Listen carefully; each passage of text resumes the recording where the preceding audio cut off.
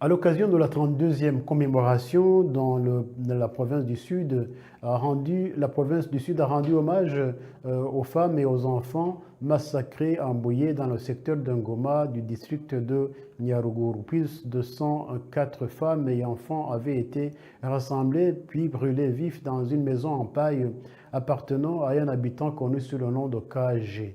La cérémonie s'est déroulée en présence des habitants venus de se recueillir à la mémoire des victimes. Des jeunes du secteur d'Ngoma ont témoigné que bien qu'ils soient nés après le génocide, ces conséquences continuent d'affecter leur génération. Ils ont affirmé que cette mémoire leur impose la responsabilité de préserver la vérité historique et de lutter contre toute idéologie susceptible de replonger le Rwanda dans les divisions du passé. Le président d'Ivoka dans le district de Nyaruguru, Silidio Hayumana, a dénoncé le rôle joué par certaines autorités locales à l'époque, notamment l'ancien bourgmestre de l'ex-commune de Tidjembe, accusé avec d'autres responsables d'avoir participé au massacre au lieu de protéger les citoyens. Il a rappelé l'importance de transmettre aux jeunes générations l'histoire du génocide afin d'éviter sa répétition.